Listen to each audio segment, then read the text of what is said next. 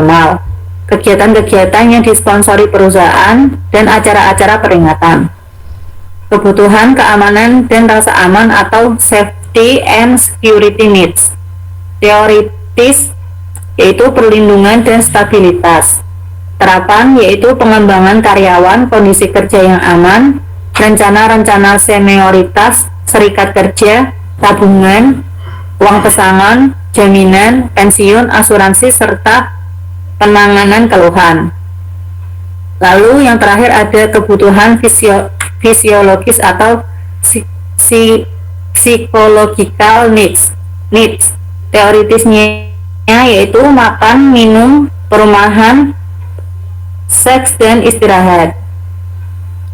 Terapannya ruang istirahat, berhenti makan siang, udara bersih untuk bernafas, air untuk minum, liburan, cuti, balas jasa, dan jaminan sosial, dan periode istirahat on the job. Lalu ada teori motivasi.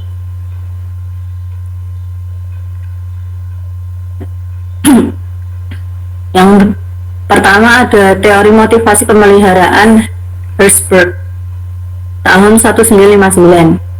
Umumnya karyawan memusatkan perhatiannya pada pemuasan tingkat kebutuhan lebih rendah dalam pekerjaan pertama, terutama rasa aman. Apabila telah terpuaskan, akan memenuhi tingkat yang lebih tinggi, seperti kebutuhan inisiatif, kreatif, dan tanggung jawab.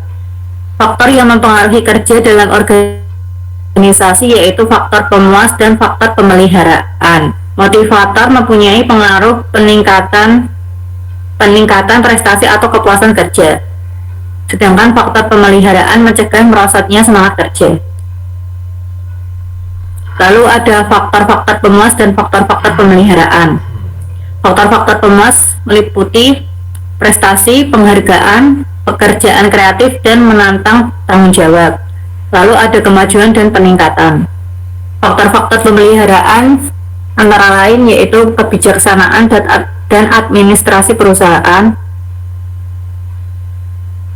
kualitas pengendalian teknik, kondisi kerja, hubungan kerja, status pekerjaan, keamanan kerja, kehidupan pribadi, dan penggajian. Yang ketiga ada teori prestasi dari McClelland, yaitu karakteristik orang berorientasi prestasi. Yang pertama, menyukai pengambilan risiko yang layak, menyukai tantangan, dan menginginkan tanggung jawab pribadi bagi hasil yang dicapai. Yang kedua, kecenderungan menetapkan tujuan prestasi yang layak dan menghadapi risiko yang sudah diperhitungkan. Ketiga, ada kebutuhan mendapatkan umpan balik atas apa yang dikerjakan, dan keterampilan perencanaan jangka panjang dan memiliki kemampuan organisasional. Lalu ada teori proses atau proses teoris, menjelaskan perilaku dimulai dan dilaksanakan, termasuk dalam hal ini. 1. Yaitu teori pengharapan. Individu menjadi pelaksana dengan prestasi tinggi bila 1. Kemungkinan usaha mereka mengarah ke prestasi yang tinggi. Yang kedua, kemungkinan mencapai hasil yang menguntungkan. Yang ketiga, hasil tersebut akan menjadi pada keadaan keseimbangan. Lalu ada teori pembentukan perilaku atau operant conditioning yang didasarkan hukum pengaruh atau law of effect, bahwa perilaku yang diikuti konsekuensi pemuasan cenderung diulang, sedangkan perilaku yang diikuti konsekuensi hukuman cenderung tidak diulang.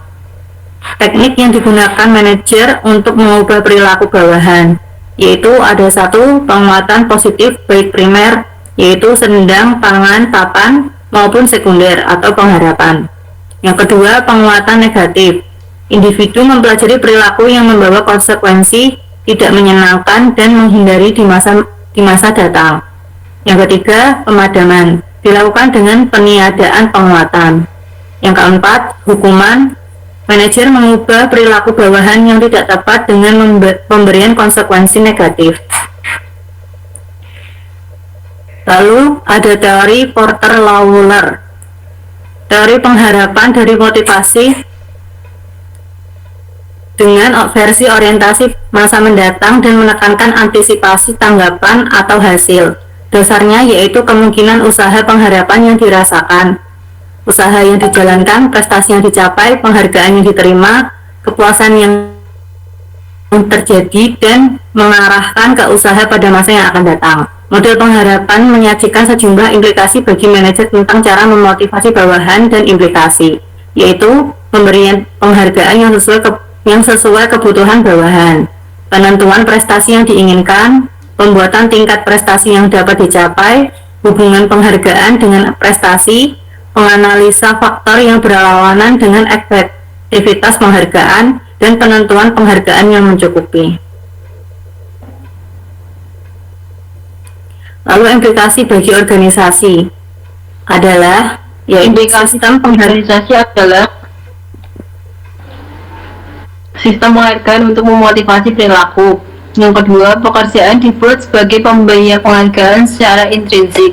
Yang ketiga, atasan langsung mempunyai peranan penting dalam proses motivasi. Yang keempat adalah teori keadilan.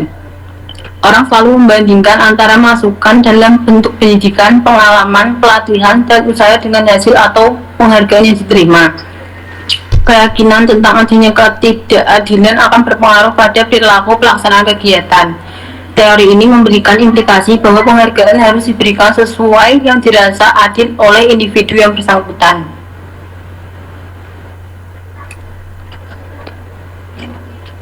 Selanjutnya ada model dan karakteristik motivasi.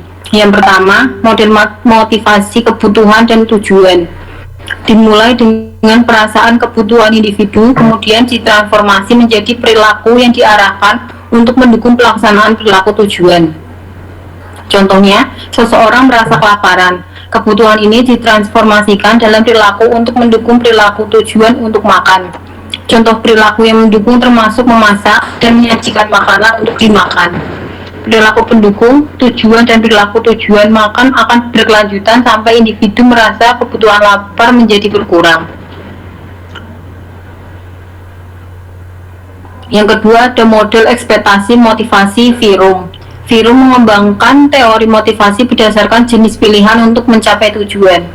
Teori harapan atau ekspektasi teori memiliki 3 asumsi pokok. Yang pertama, setiap individu percaya bahwa sekalipun ia berperilaku dengan cara tertentu, ia akan memperoleh hal tertentu. Inilah yang disebut harapan hasil atau outcome expectancy. Yang kedua, setiap hasil mempunyai nilai atau daya tarik bagi orang tertentu. Inilah disebut valensi. Yang ketiga, setiap hasil berkaitan dengan persepsi seberapa sulit mencapai hasil tersebut. Inilah disebut harapan usaha. Yang ketiga, model motivasi Porter-Lawler menekankan 3 karakteristik proses motivasi. Yang pertama, nilai balas jasa yang dirasakan ditentukan oleh baiknya balas jasa intrinsik dan ekstrinsik yang menghasilkan kepuasan kebutuhan ketika suatu tugas diselesaikan. Balas jasa intrinsik berasal dari pelaksanaan tugas, sementara balas jasa ekstrinsik tidak ada hubungannya dengan tugas. Contohnya, ketika wirausahawan memberi bimbingan pada bawahan mengenai masalah pribadi, wirausahawan tersebut mungkin mendapat balas jasa intrinsik dalam bentuk kepuasan pribadi dengan membantu orang lain. Yang kedua, tingkatan efektivitas individu menyelesaikan tugas ditentukan oleh 2 variabel. Yang pertama, persepsi individu tentang hal yang diperlukan untuk melaksanakan tugas, dan kemampuan sesungguhnya dari individu untuk menjalankan tugas. Yang ketiga, ada keadilan balas jasa yang dirasakan akan mempengaruhi jumlah kepuasan yang dihasilkan oleh balas jasa tersebut. Semakin adil balas jasa yang dirasakan individu, maka semakin besar kepuasan yang dirasakan sebagai hasil dari menerima balas jasa tersebut. Selanjutnya ada karakteristik motivasi para wirausahawan. Yang pertama ada passion. Semangat besar disertai emosi kuat, hasrat membaca, determinasi mewujudkan tujuan menurut Gunawan tahun 2009. Hasrat yang menyala-nyala, imajinasi kreatif tanpa batas, dan loyalitas yang tidak terbantahkan menurut Suharli tahun 2009. komitmen meraih tujuan pekerjaan, dan semangat tinggi menjalankan bisnis.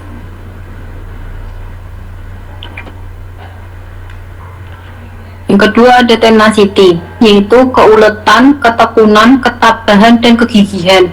Individu yang termotivasi bertahan melakukan tugas dalam waktu yang lama demi mencapai tujuan mereka menurut Robin dan Jets tahun 2008. Tenacity membantu pengusaha menemukan jalan keluar ketika yang telah diupayakan menghadapi hambatan menurut Harper tahun 2005. Dengan tenacity, wirausahawan tetap mampu bertahan pada saat orang lain telah menyerah dan tetap melanjutkan usaha mereka bahkan setelah mengalami kekecewaan yang besar atau kebangkrutan menurut Baron dan Shen tahun 2007. Karakter yang harus dimiliki wirausaha agar mampu bertahan ketika menghadapi kesulitan. Selanjutnya, memotivasi anggota organisasi. Yang pertama, arti penting memotivasi anggota organisasi. Kebutuhan anggota organisasi yang tidak terpenuhi akan menyebabkan munculnya perilaku anggota organisasi yang tidak semestinya. Wirausahawan yang berhasil memotivasi anggota organisasi akan meminimalisasi terjadinya perilaku anggota organisasi yang tidak diinginkan dan memaksimumkan terjadinya perilaku anggota organisasi yang diinginkan. Meningkatkan kemungkinan produktivitas anggota organisasi akan meningkat dan memperkecil kemungkinan produktivitas anggota organisasi akan menurun.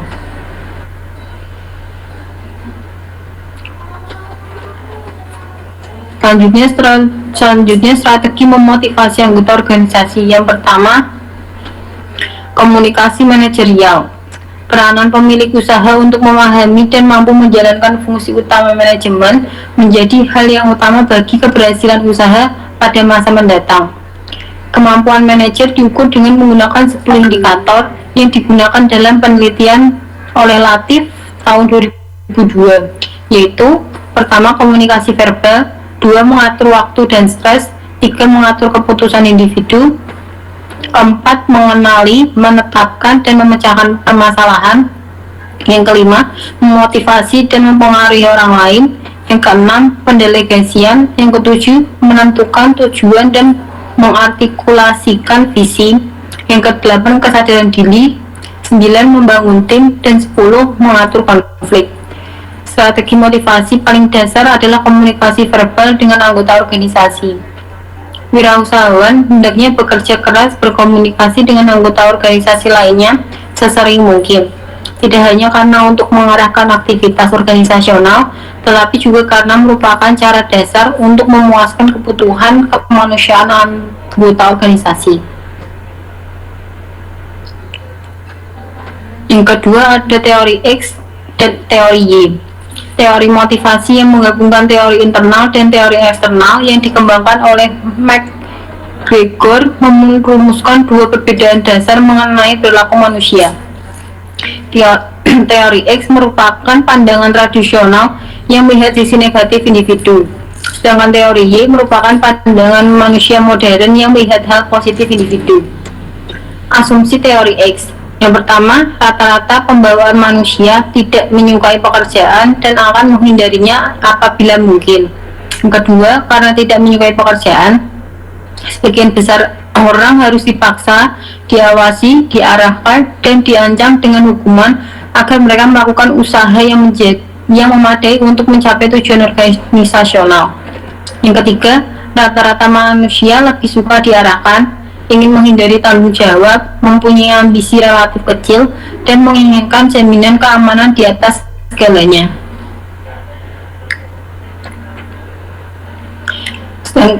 Sedangkan asumsi teori Y, yang pertama, penggunaan usaha fisik dan mental dalam bekerja adalah kodrat manusia sebagaimana bermain dan beristirahat.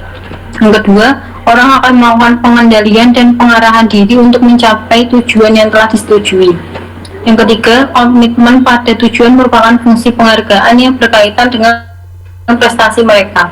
Yang keempat, rata-rata orang dalam kondisi layak belajar tidak hanya mencari tanggung jawab, tetapi juga menerima tanggung jawab, kapasitas untuk melakukan imajinasi, kecerdikan, dan kreativitas dalam menyelesaikan masalah organisasional yang secara luas menyebar pada seluruh karyawan.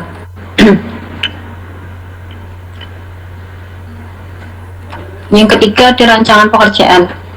Yang pertama, strategi rancangan pekerjaan awal. Gerakan ini ditujukan membuat tenaga kerja lebih produktif dengan membuat mereka mengerjakan sesuatu lebih efisien. Contohnya, perakitan mobil. Ketika pekerjaan menjadi lebih sederhana dan lebih terspesialisasi, pekerjaan tersebut cenderung membosankan dan akibatnya produktivitas akan menurun. Untuk mengatasi kebosanan pekerjaan ini diperlukan rotasi pekerjaan. Contoh kedua, pegawai taman tidak hanya menggerakkan mesin pemotong rumput, tetapi juga menata taman, menyapu, dan lain-lain. Rotasi pekerjaan tidak efektif dalam jangka panjang karena individu menjadi bosan terhadap semua yang sudah ia lakukan. Penambahan pekerjaan dikembangkan untuk mengatasi kebosanan terhadap pekerjaan dengan memperluas ruang lingkup pekerjaan.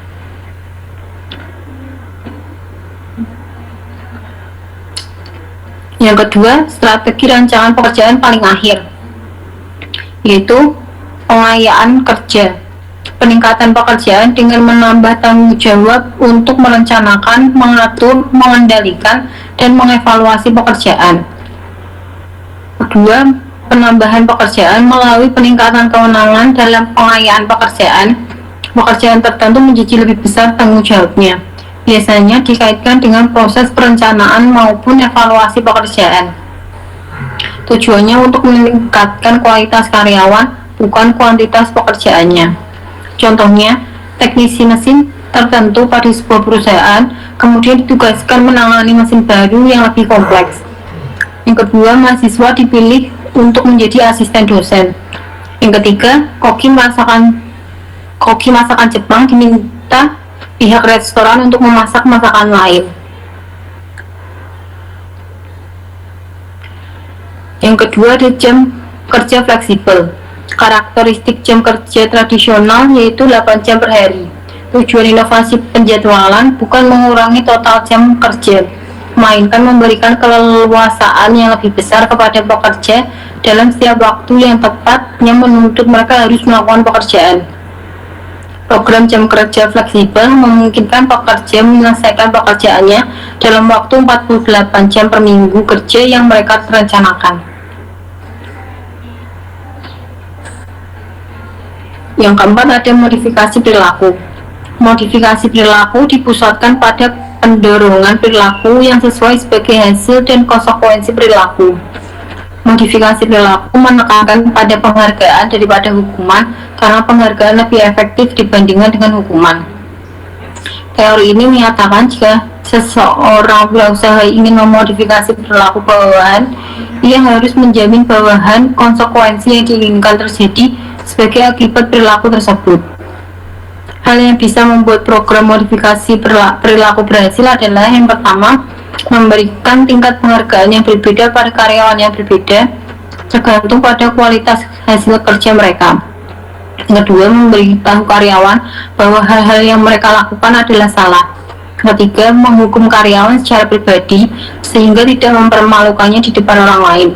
Yang keempat, senantiasa memberikan penghargaan dan hukuman untuk menekankan bahwa manajemen serius mengenai usaha modifikasi perilaku. Hubungan konsep diri dan motivasi dalam kewirausahaan. Konsep diri, pandangan dan sikap individu terhadap diri sendiri. Pandangan diri terkait dengan dimensi fisik, karakteristik individual, dan motivasi diri.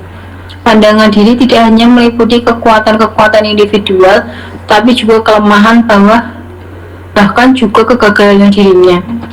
Konsep diri positif membuat wirausahawan memiliki kepercayaan diri, tingkat penghargaan diri yang tinggi, rendahnya perasaan inferior, serta kemampuan melihat diri secara realistis, sehingga cenderung memiliki motivasi tinggi dalam menyelesaikan tugasnya. Konsep diri negatif mengarahkan pada penyesuaian diri yang buruk, perasaan tidak menentu, tidak memadai, inferior, sehingga motivasi dalam dirinya sering tidak menentu pula. Dengan demikian, motivasi untuk menyelesaikan tugasnya juga tergolong rendah.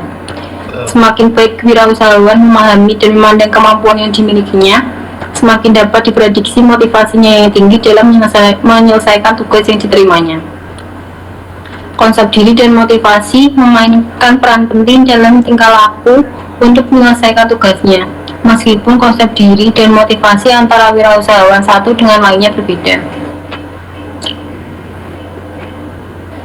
Sekian presentasi dari kelompok kami. Jika ada tanggapan dan pertanyaan.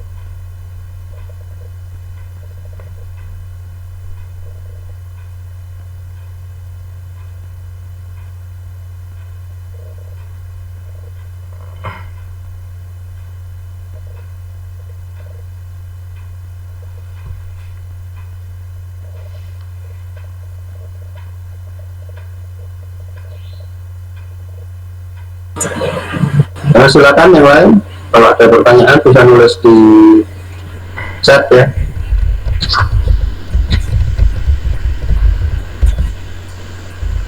Mbak Cinta sendirian ya, ada kelompoknya?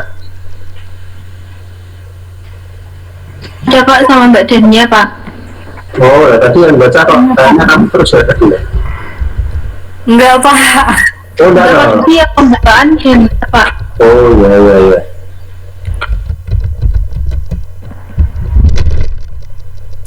Mas Dipri ketawa-tawa terus di happy. Saya udah tanya Pak itu Pak di kolom pertanyaan.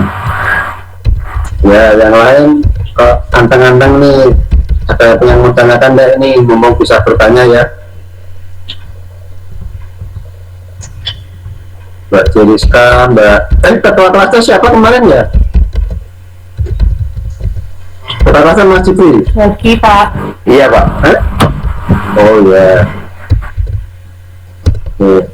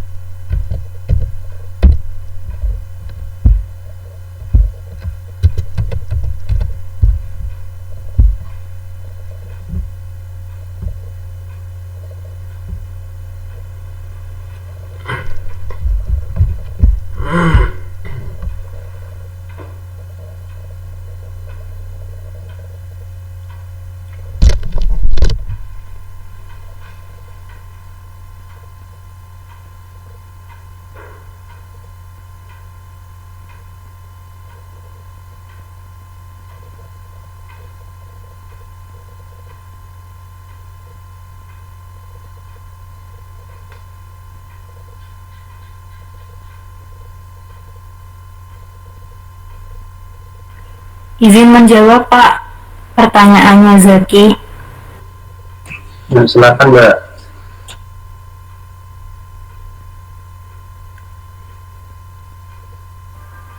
Motivasi itu pertanyaannya bagaimana motivasi dapat meningkatkan kepuasan kerja.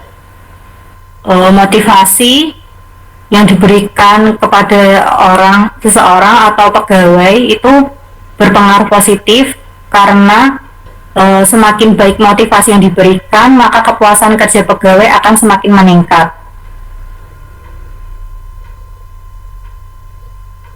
Begitu bisa diterima Mas Zaki? Tidak. Contoh itunya dong Mbak. Contoh apa namanya? Contoh peristiwanya nih. Misal saya nih, aduh, saya males banget nih Mbak ngerjain skripsi. Kira-kira motivasinya gimana nih Mbak? Untuk membangkitkan semangat saya mengerjakan skripsi.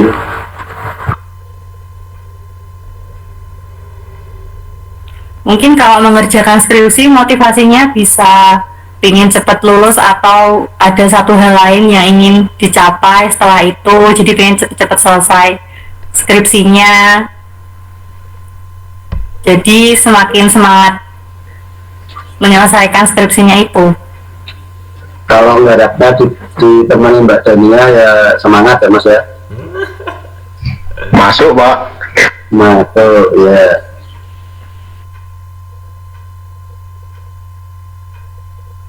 Ya itu kan suatu motivasi juga ya, cuman motivasinya itu ya macam-macam ya. Tapi ya sebenarnya motivasi yang paling kuat itu dari dalam diri kita sendiri ya. Kalau kita sadar bahwa itu merupakan tanggung jawab kita, biasanya kita termotivasi sendiri gitu. Tapi kalau nggak bisa ya harus ada motivasi dari luar ya. Contohnya tadi, ini hanya contoh aja ya, misalnya mengerjakannya ditemani sama Mbak Dania gitu ya, atau buat bareng ya skripsinya ya, itu mungkin lebih semangat ya Mas Jibri ya keturunnya ya. Nah itu ya motivasi juga sebenarnya ya, cuma dari sisi ada temannya yang bareng mengerjakan gitu. Cuman kalau kadang mengerjakan sendiri itu kalau nggak mood ya susah ya, tapi kalau kita bentuk kelompok ya itu lebih semangat biasanya ya. Jadi saran saya nanti kalau pas buat skripsi ada kelompoknya Mas ya. Saya ini juga bimbing sudah mau saya bentuk kelompok-kelompok biar lebih semangat ya. Jadi kadang ada temennya yang dia dapat riset gap misalnya ya, riset gapnya itu ada 3 padahal dipakai 1. Nah itu kan teman-teman ya dikasihkan temennya gitu ya, yang termasuk kesulitan nyari riset ke sana seperti itu. Nah, itu salah satu bentuk kelompok itu bagusnya seperti itu, bisa juga memotivasi kita ya. Salah satunya itu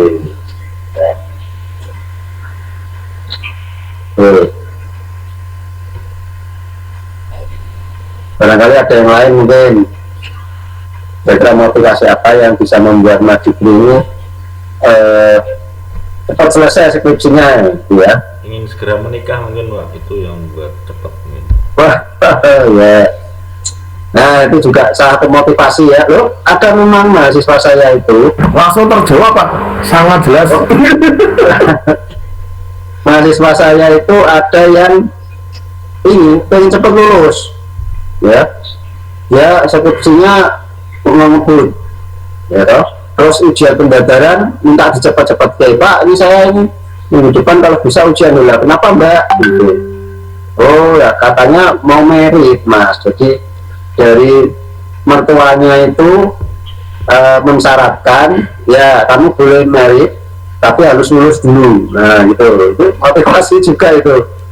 Jadi boleh merit kalau sudah lulus, makanya cepat-cepat lulus. Nah, motivasi juga, istilah motivasi ya. Oke, yang lain mungkin ada tanggapan.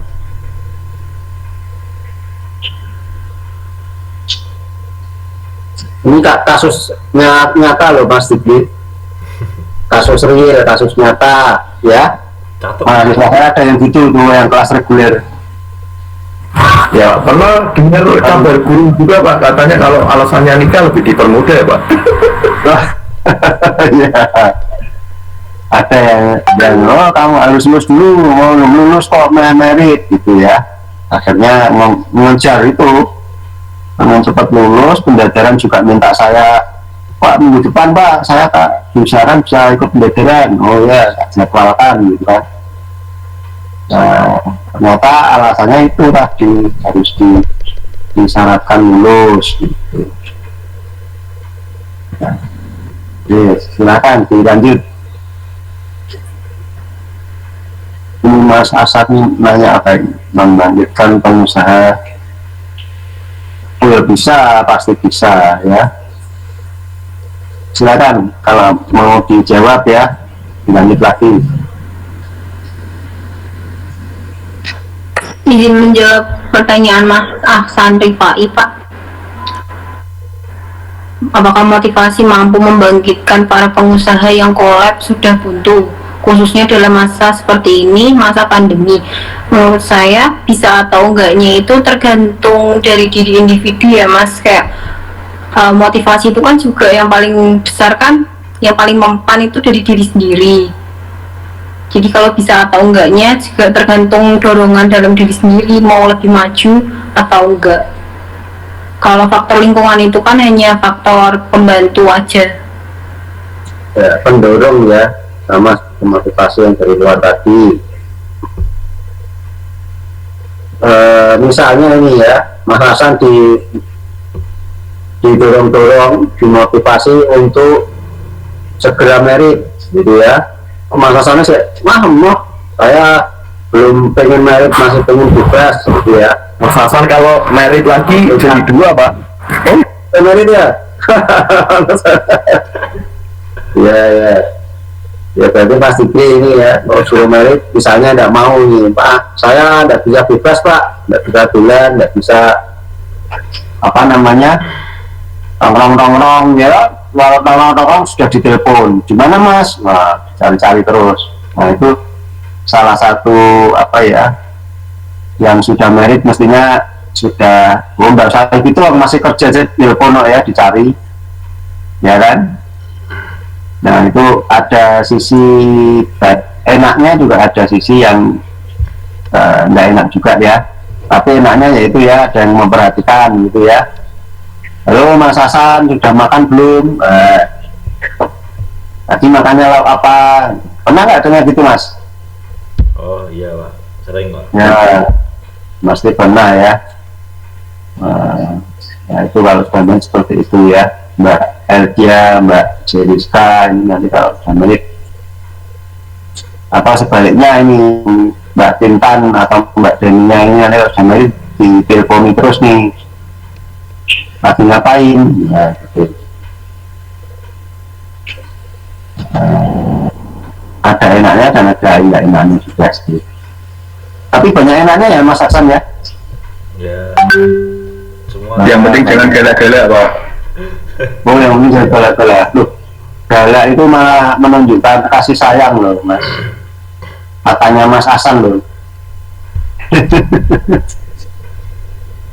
Salah satu bentuk perhatian itu walaupun galak ya. Jadi pada nggak ada yang galai, malah sepi rasanya ya. Iya loh. Oke, ayo lagi. Jadi ya memang semuanya kembali kepada yang dimotivasi ya, tetap kembali kepada motivasi. Asal yang dimotivasi itu sadar gitu ya, memiliki kesadaran, kemudian mau berusaha keras ya, pasti bisa ya. Termasuk pada saat pandemi seperti ini ya. Jadi banyak pengusaha-pengusaha yang terutama yang kuliner itu kamunya keras banget ya, promosinya ya online itu ya. Ya online kalau saya lihat banyak diskon-diskon menarik ya. Ada yang gratis delivery gitu ya, ada ya. potongan delivery dan macam lain sebagainya. Itu kan sebenarnya bentuk dari supaya tidak collab ya.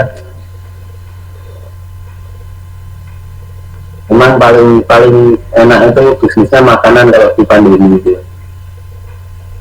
Pasti orang itu pasti butuh ya, makan minum. Lanjut lagi.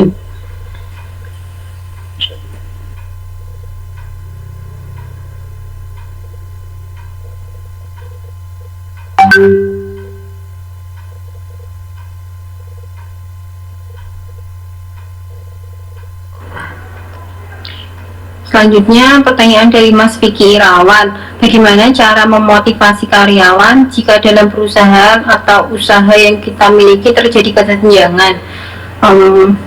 Mungkin sebagai seorang wirausahawan, kita dapat melakukan kayak membangun lingkungan kerja yang menyenangkan dulu, terus kayak memberikan bonus atau reward pada karyawan kita.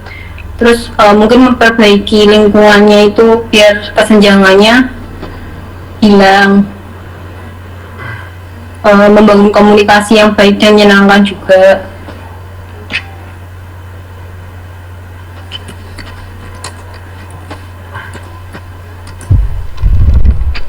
Ya, yang jelas kekompakan tim itu sangat penting ya. Jadi dalam satu tim itu mestinya harus dibangun kekompakan. Nah, kekompakan itu bisa menjadi motivasi bagi kita ya. Misalnya kerja, kalau timnya kompak kan mesti semangat ya, nggak datang telat kayak gitu ya.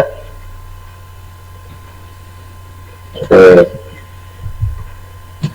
Kalau dalam tim, jadi penting ya, dalam tim kita perlu ada kekompakan. Nah, dalam membangun kompaknya gimana ya, macam-macam ya, misalnya ada yang ulang tahun, makan-makan bareng, misalnya gitu ya. Itu kan salah satu bentuk kekompakan ya. Oke, silahkan dilanjut lagi. Kalau ada yang sakit ya, terus saling mengunjungi ya, itu apa. Tapi kalau kita misalnya kita punya karyawan ada yang sakit dicuekin ya toh, apa yang ngeluh ini ngeluh itu dicuekin ya, susah ya. Lama-lama karyawan kita kan tidak kerasan ya. Mereka seperti itu ya. Oke, silakan yang lain, mungkin ada pertanyaan lagi. Ini ada Jumbo menangis di pojokan. Waduh. Ya, sebentar lagi mas, kalau makanya harus cepat lulus. Kalau sudah lulus nanti pasti jumlahnya hilang mas. Mas Yaki catat.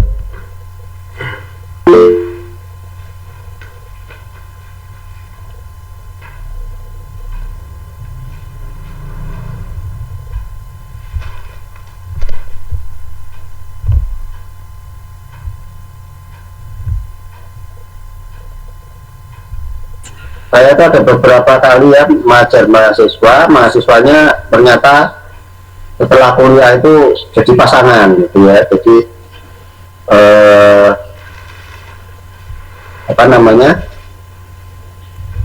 ngambil sekolah lagi, kuliah lagi ini juga ada manfaatnya ya, nambah temen ya.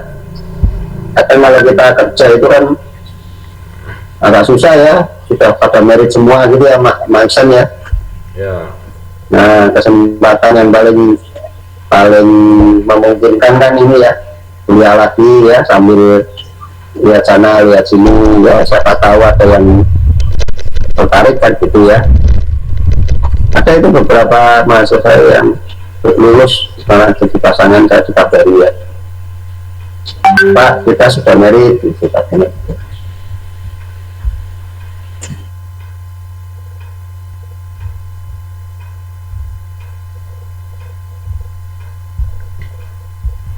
Silakan kalau ada yang mau tanya lagi.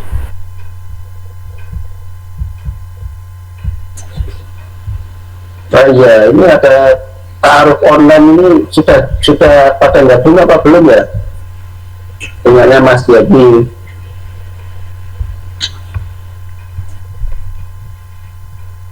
Pak, mungkin pada belum butuh kali.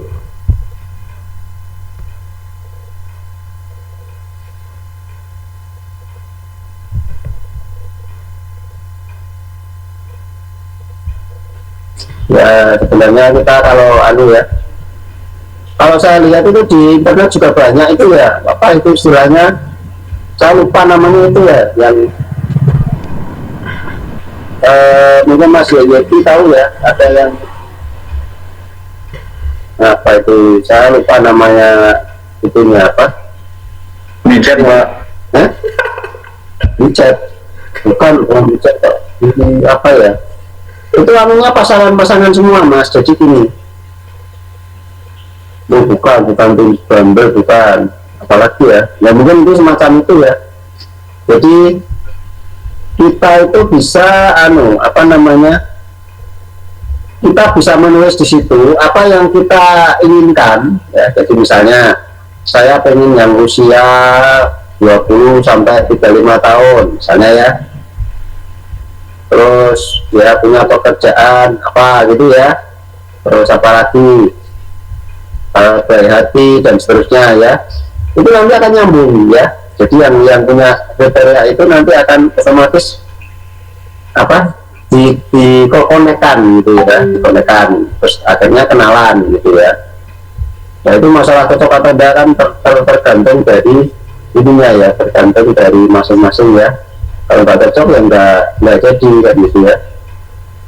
Itu bisa nyambung kayak seperti itu ya. Misalnya saya pengen pasangan yang hafal Quran ya, 30 juz, nah itu nanti ada lagi, ada juga ya, bisa dikoneksikan gitu. Silakan dilanjut lagi Mbak Dania.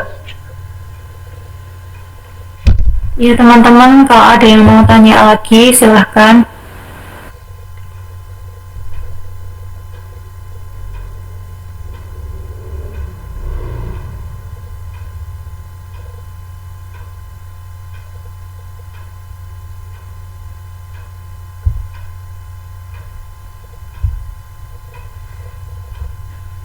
Sepertinya ya mata kuliah ini sebenarnya nggak susah banget ya, asal bisa dibaca, dipahami, logikanya mengerti gitu sudah bisa.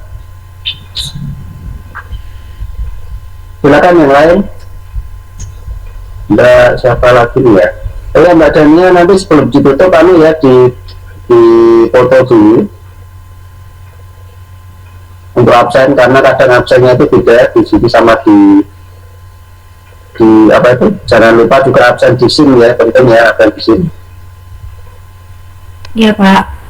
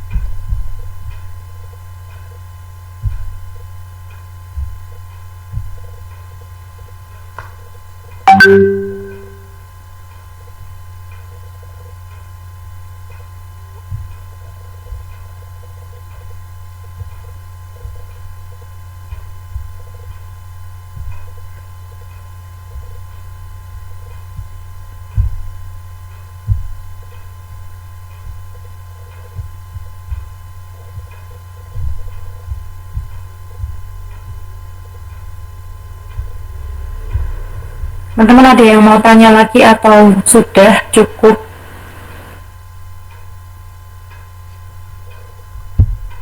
Cukup Mbak. Coba. Cukup Mbak. Kalau begitu, sekian presentasi dari kelompok kami. Mohon maaf apabila ada kekurangan dan kesalahan. Wassalamualaikum warahmatullahi wabarakatuh. Waalaikumsalam. Waalaikumsalam warahmatullahi wabarakatuh. Waalaikumsalam warahmatullahi wabarakatuh. Ini Mbak Makasih Pak. pesertanya. Oke, saya dulu ya. Ya Bapak, terima kasih. Iya Pak. Kata-kata, Mbak.